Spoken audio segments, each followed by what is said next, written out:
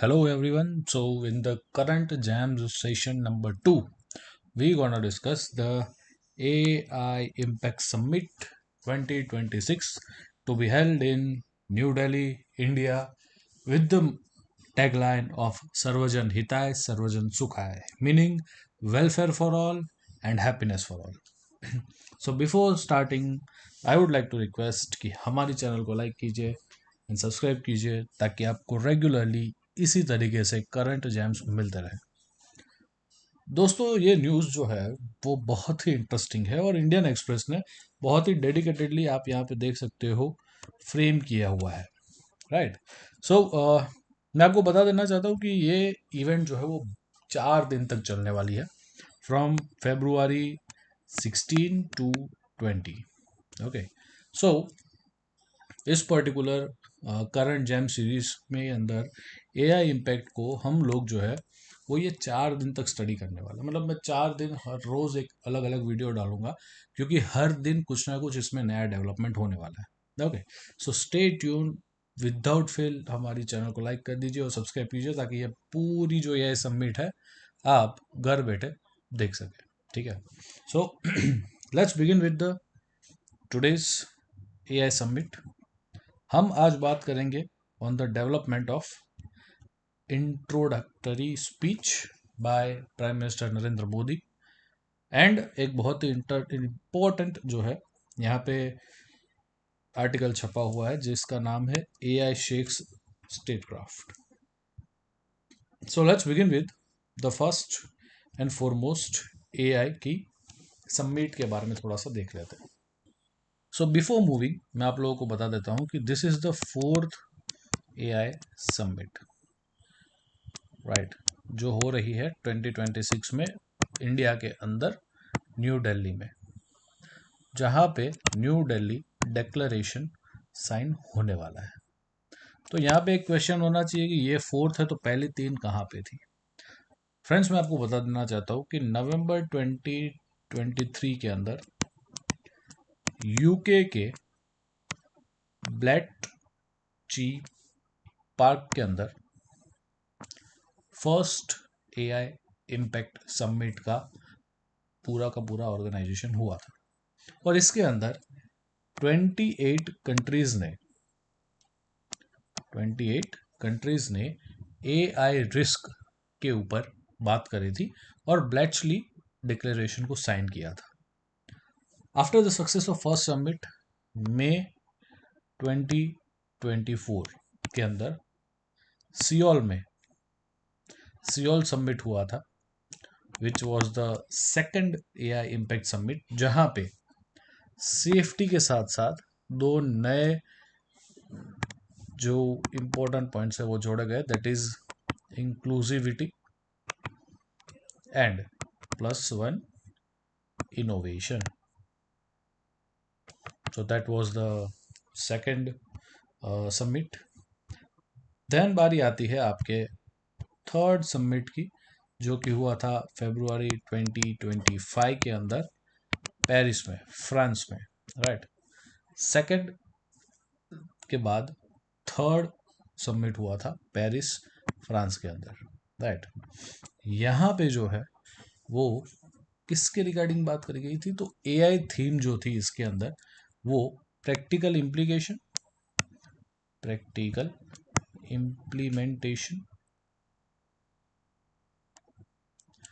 And economic opportunities के बारे में बात करी गई थी, राइट।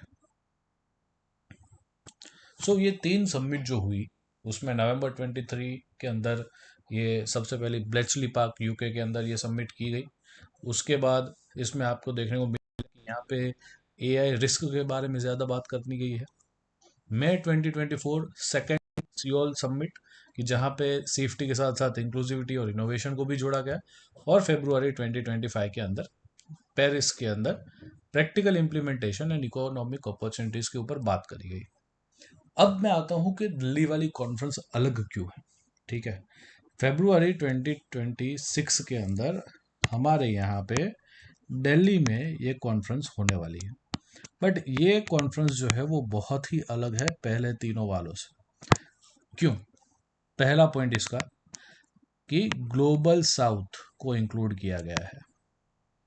राइट, पहली जो सबमिट हुई आप देखिए कि पहली हुई यूके के अंदर, दूसरी हुई सियोल के अंदर यानी कोरिया के अंदर, एंड थर्ड हुई आपकी यहाँ पे पेरिस के अंदर। राइट, देखिए ये वाली जो पूरी की पूरी इवेंट है, ये कॉन्फ्रेंस है, वो स्पेशल क्यों है उसका आप रीज़न देखिए कि ग्लोबल साउथ को यहाँ पे लिया गया है। कैसे? तो फर्स्ट कॉन्फ्रेंस हुई यूके के अंदर, सेकंड हुई सियोल में, थर्ड हुई आपके फ्रांस के अंदर, तीनों के तीनों नॉर्थन कंट्रीज हैं। यहाँ पे 2026 के अंदर new Delhi which is the capital of India, now India represents the global south. तो पहली बार ऐसा हुआ है कि एआई इम्पैक्ट समिट को ग्लोबल साउथ के अंदर वही इम्पोर्टेंस मिला है जो नॉर्थ में मिलता है, and that is a win-win situation for India as well as the global southern countries, right? So पहला मुद्दा ये। सेकंड मुद्दा, अभी तक की तीन कॉन्फ्रेंस के अंदर safety, inclusivity, innovation, economic opportunity के बारे में बात करी गई थी, बट एआई सॉल्यूशंस जो है वो नहीं प्रोवाइड किए गए। तो वो कहाँ प्रोवाइड होंगे? वो इस पर्टिकुलर समिट में प्रोवाइड किए जाएंगे, ऐसा माना जाता है। राइट, एंड ये पर्टिकुलर जो सॉल्यूशंस है वो कैसे होंगे? वो ऐसे पर्टिकुलर सॉल्यूशंस होंगे जो ग्राउंड रियलिटीज़ के ऊपर बेस्ड है। मतलब एआई को हेल्थ केयर में कैसे आगे बढ़ाया जाए, एआई को एजुकेशन में कैसे लगाया जाए, एआई को सेफ्टी एंड सिक्योरिटी में कैसे लगाया जाए, जो ग्राउंड लेवल पे ज़रूरी थे ना, वहाँ पे ये सबमिट जो है सॉल्यूशंस प्रोवाइड करने का एक पूरा का पूरा मोटिव रखती है। राइट, अब इसके अंदर इंडिया के अंदर ये सबमिट हो रही है, तो इंडिया का स्टार एआई जो है that is India AI mission which is the super hero for India AI mission. Right, अब इसके अंदर जो है 10,370 करोड़ का पूरा आवंटन किया गया है। तो डेफिनेटली ये इस पर्टिकुलर सबमिट के सेंट्रल पार्ट के अंदर प्ले करेगा from India side. Right, interestingly यहाँ पे एआई के इस पर्टिकुलर सबमिट में कुछ थीम्स भी डिसाइड की गई है। आप देख लेते हैं। सबसे पहली थीम है AI impact on work, trust and safety protocols.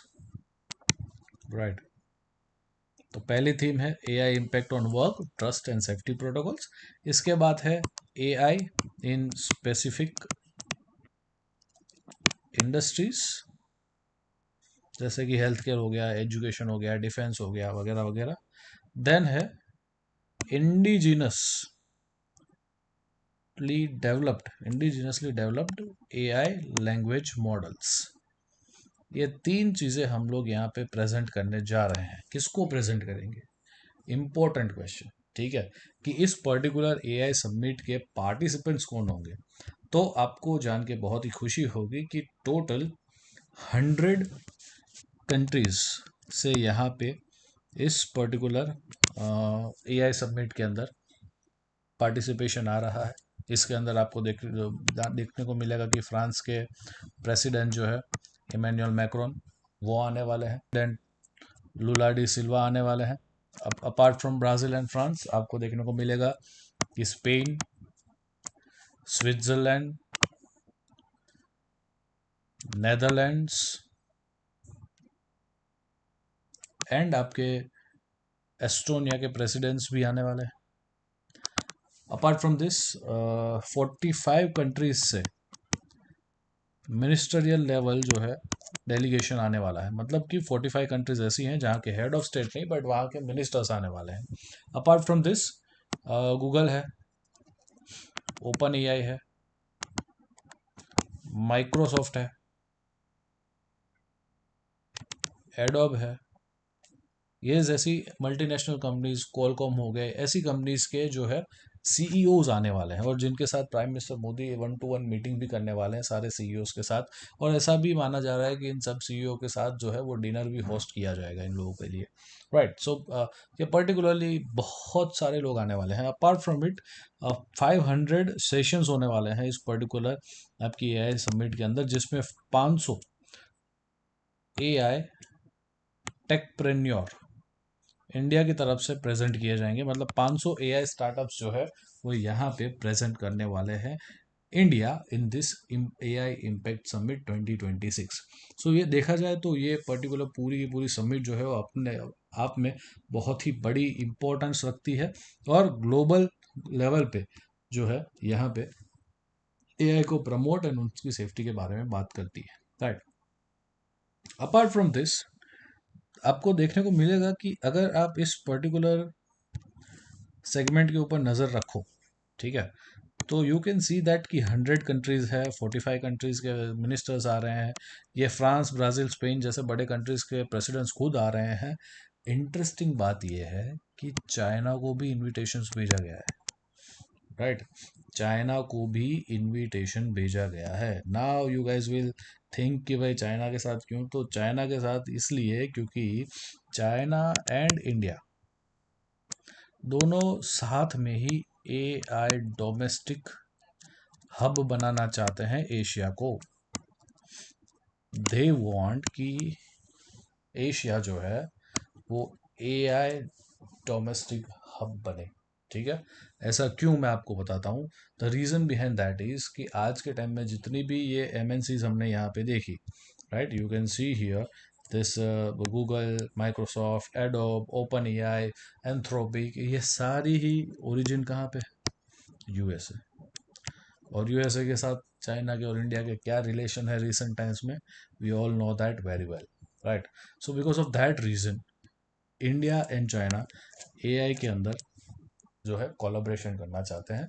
और आप देख सकते हैं कि this is not just win for India but this is a diplomatic win also, क्योंकि एआई एक तरीका है जहां से हम स्टेट्स को, डिप्लोमेसी को आगे बढ़ा सकते हैं, right. But here comes a question. मैंने कहा कि एआई से डिप्लोमेसी को आगे बढ़ाया जाता है, लेकिन as you can see here this particular editorial जो बात करता है AI can shakes statecraft, prediction markets, test diplomats and spies. Importantly discuss करते हैं इसके बारे में। सो आई होप यहाँ तक आपको पूरा का पूरा क्लियर हो चुका होगा। सो अगर क्लियर हो चुका है सो प्लीज़ कमेंट बॉक्स में जाइए और बताइए कि आपको ये वीडियो कैसा लग रहा है, और फटाक से सब्सक्राइब बटन को भी दबा दीजिए और एक लाइक तो बनता है, राइट।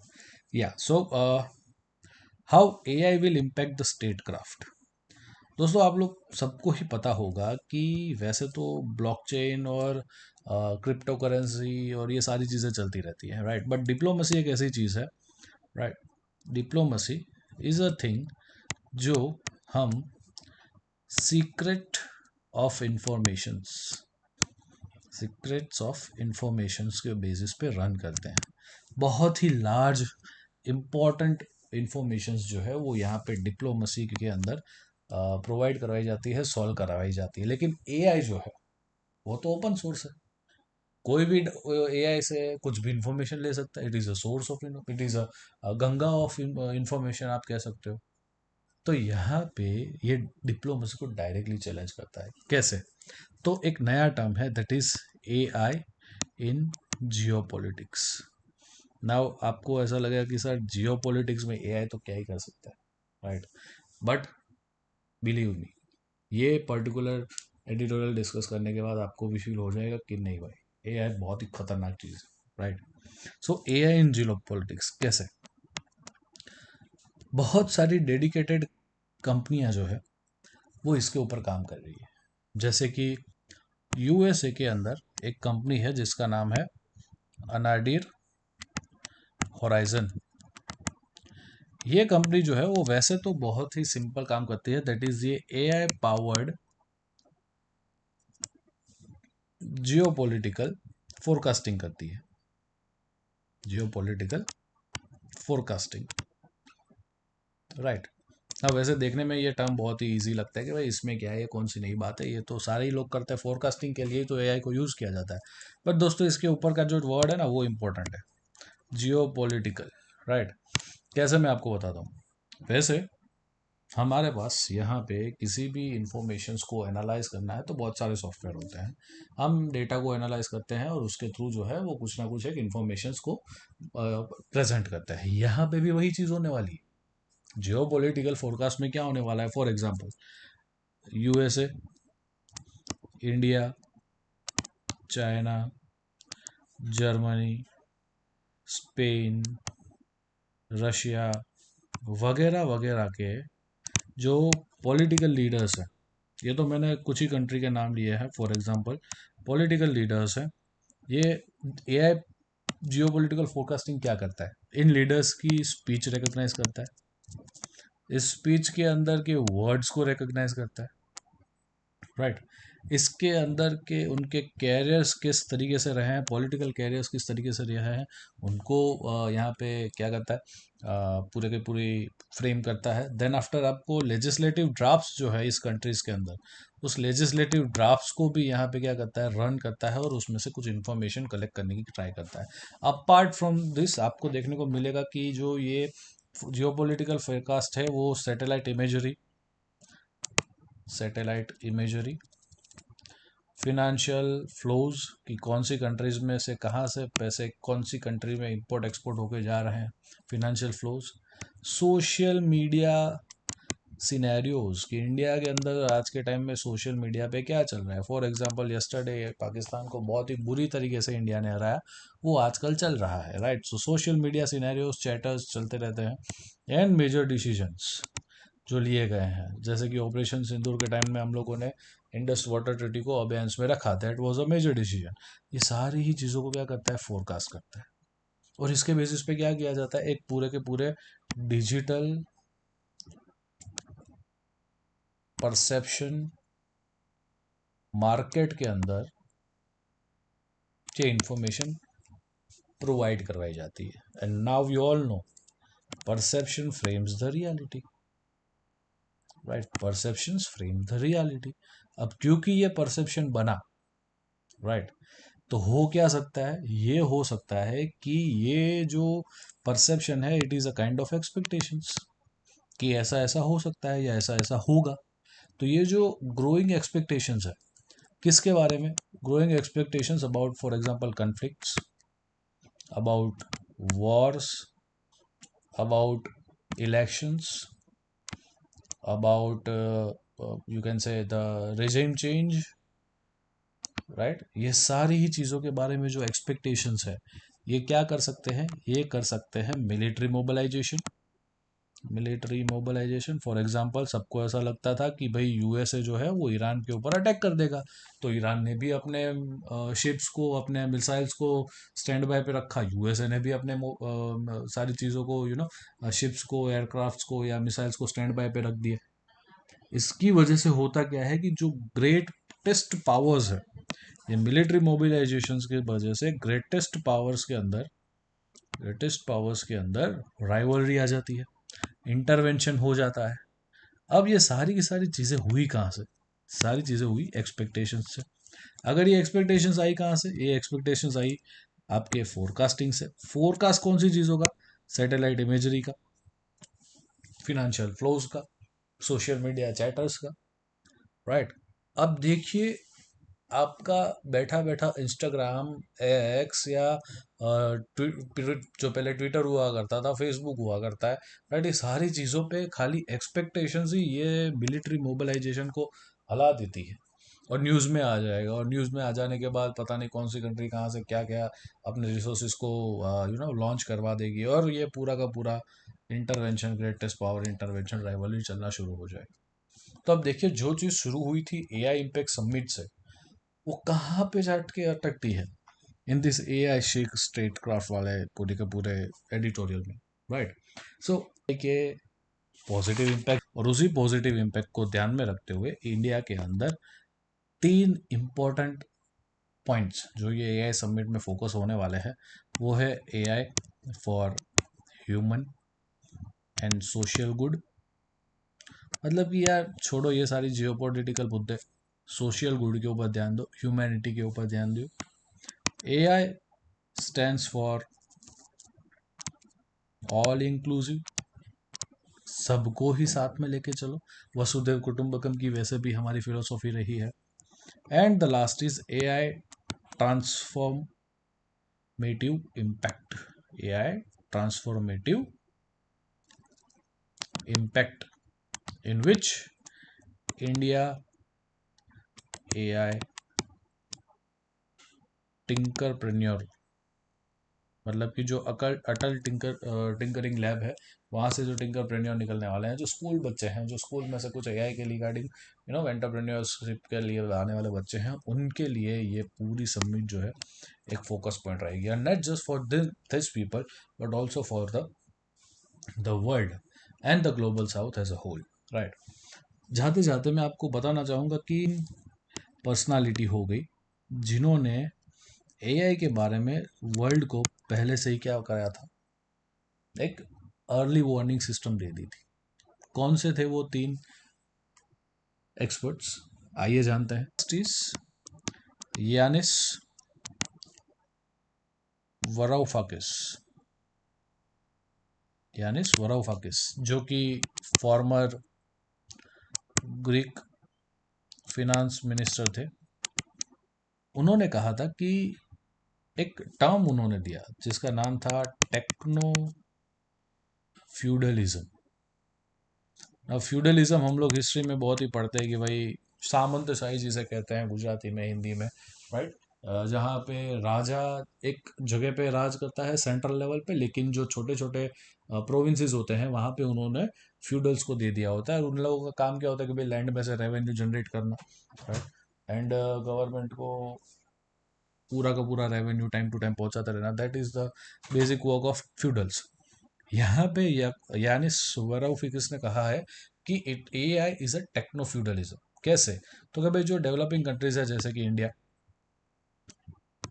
इन लोगों को ये टेक्नोलॉजी तो चलो मिल जाएगी, लेकिन टेक्नोलॉजी के साथ साथ जो डिजिटल सॉवरेनिटी है ना, ये डिजिटल सॉवरेनिटी जो है वो बहुत ही इंपॉर्टेंट बन जाती है। क्योंकि इंडिया के अंदर या पूरे वर्ल्ड के अंदर जहाँ पे डेटा प्लेटफॉर्म्स की बात की जाती है, तो वो डेटा प्लेटफॉर्म्स मेजरली सिर्फ दो कंट्रीज में ही कॉन्सेंट्रेटेड है, एक है USA एंड दूसरा है चाइना। तो चलो इंडिया या ग्लोबल साउथ या EU या रशिया या किसी की भी बात कर लो, अगर वो AI के ऊपर जाते हैं तो AI के अंदर India needs a strong digital sovereignty tools, जो कि आ सकते हैं किससे, अगर वो इंडिजिनसली ग्राफिक प्रोसेसिंग यूनिट्स यानी कि GPUs को इंडिजिनसली बिल्ड करे। पर यही तो सबसे बड़ा मुद्दा है इंडिया के लिए, क्योंकि हमारे पास वो कैपेबिलिटी नहीं जो GPUs को इंडिजिनसली बना सके, और इसीलिए we are dependent on imports. अब GPU का इंपोर्ट, जो कि समझ लीजिए कि जो काम बॉडी के अंदर ब्लड करता है वो AI के अंदर GPU करता है। अब GPU ही हमें इंपोर्ट करना पड़ रहा है, तो फिर digital sovereignty is a big question mark. So it is a technically techno feudalism, right.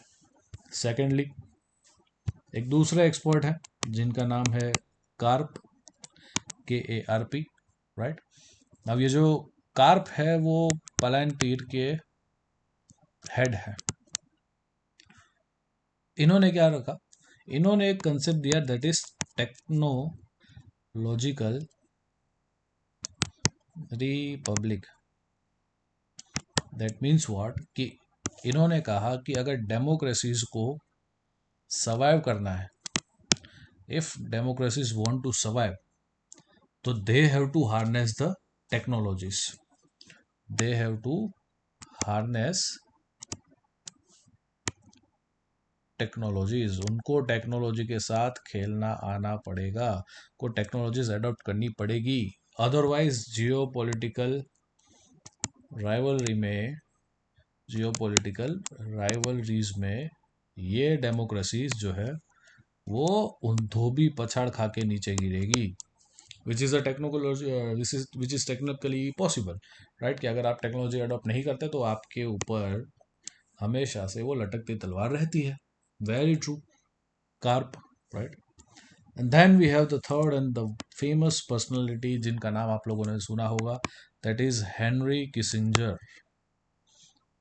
ये हेनरी किसिंजर ने जो है वो कहा कि भाई जो ह्यूमंस है, राइट, ये age of AI, age of AI and our human future, ये उनकी बुक है जिनका टाइटल है age of AI and our human future. इनके अंदर इन्होंने कहा कि एआई जो है वो ह्यूमंस की जो रिलेशनशिप्स है ना, एआई ह्यूमंस की जो रिलेशनशिप है विथ नॉलेज एंड पावर, इंसानों की अपने ज्ञान और अपने शक्ति यानी नॉलेज एंड पावर के लिए साथ जो रिलेशनशिप है ना, पूरा का पूरा उसे मसल के रख देगा, राइट, उसे एकदम चेंज कर देगा। और अगर डेवलपिंग कंट्रीज, इंडिया जैसी डेवलपिंग कंट्रीज को ये गैप जो है वो फील करना है, तो हमें क्या करना पड़ेगा, हमें रेगुलेशंस एंड इनोवेशंस के बीच में नेविगेट करना सीखना पड़ेगा। रेगुलेशंस एंड इनोवेशंस के बीच में नेविगेट करना सीखना पड़ेगा। ऐसा कौन कह रहा है? ऐसा कह रहे हैं Henry Kissinger, right. So very short brief में हम आज का पूरा ये जो एआई इम्पैक्ट समिट में जो डिस्कशन हुआ उसको देख लेते हैं, ठीक है। Fourth India AI summit, fourth AI impact summit हुई 2026 में, फर्स्ट टाइम इंडिया के अंदर, फर्स्ट टाइम ग्लोबल साउथ में। इससे पहले कहाँ पे हुई थी? तो नवंबर 2023 में first was happened in Bletchley Park UK, second was in May 2024 in Seoul, and third was in February 2025 in Paris. So this is the fourth one in New Delhi, जहाँ पे न्यू दिल्ली डिक्लेरेशन साइन होने वाला है, right. So apart from that, क्यों 2026 वाली जो ये summit है वो इम्पोर्टेंट है? उसका मुद्दा है न्यू दिल्ली के अंदर ग्लोबल साउथ को इंक्लूड किया गया, सेकेंडली एआई सॉल्यूशंस के ऊपर बात की जाने वाली है, एंड थर्ड इसका हीरो रहने वाला है हमारा इंडिया एआई मिशन। 100 कंट्रीज से डिप्लोमेट्स आने वाले हैं, हेड ऑफ गवर्नमेंट्स आने वाले हैं, सीईओज आने वाले हैं, एज वेल एज इंडिया के स्टार्टअप्स एंड एंटरप्रेन्योर्स भी आने वाले हैं। अपार्ट फ्रॉम दिस, यहाँ पे आपको एक नया टर्म जानने को मिला, that is AI in Jio politics, जिसके ऊपर आप लोग, मुझे विश्वास है कि थोड़ा सा आगे स्टडी करेंगे और कमेंट बॉक्स में मुझे जाके वापस बताएंगे कि do you find a new term AI in Jio politics, right. इसके ऊपर थोड़ा सा सर्च कीजिए, आप थोड़ा स्टडी कीजिए और स्टे ट्यून विद अस, क्योंकि ये 4 दिन की सबमिट है। हम 4 दिन को जितने भी एडिटोरियल्स आने वाले हैं बहुत ही डेडिकेटेडली इसको क्या करेंगे, फॉलो करते रहेंगे, right. So stay tune and मिलते हैं अगले सेशन में with a new topic on AI impact summit, and तब तक के लिए जय हिंद।